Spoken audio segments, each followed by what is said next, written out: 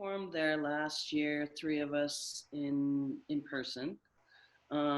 It's monthly, I think. He has a studio down in Alphabet City, the Lower East Side in New York, and um, he's a dancer. And his I know him through AERA and the Arts Based SIG in AERA, What is and that?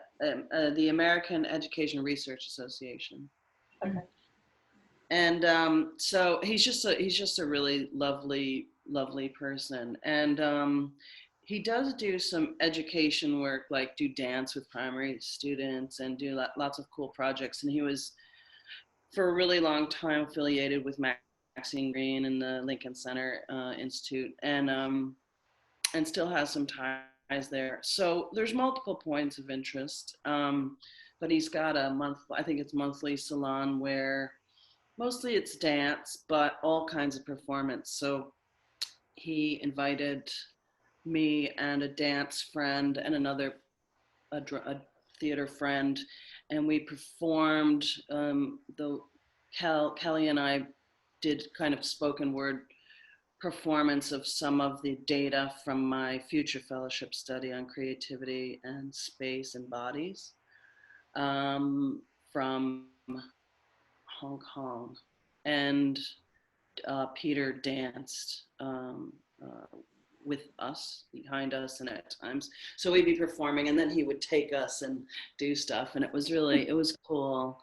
It's an intimate space of about 50. It's just a studio space, but it was a really vibrant evening with uh, hip hop performer and other spoken word performers, and then like a 75-year-old dancer, retired dancer from the American Ballet, and it was cool. It was a really cool kind of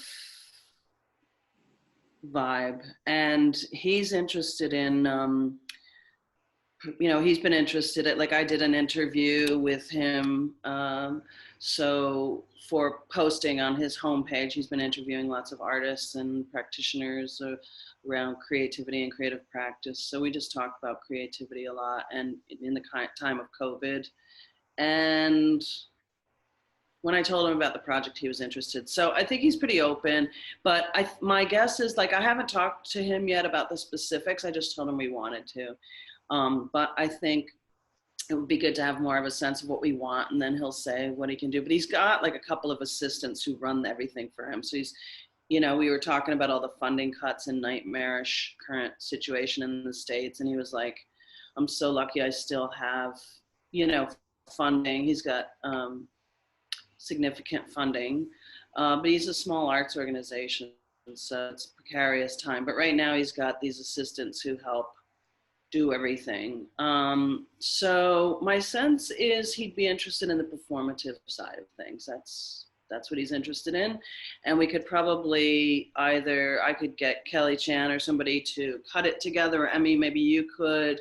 But my sense is we would put together, a selection of the performative prompts, maybe, and then ask those people if they want to be in it, and then cut maybe like, a half hour together, and he'd post it on his website.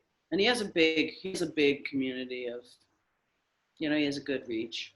Yeah. So that's what I'm thinking. I haven't taken any further than that, but he's pretty open.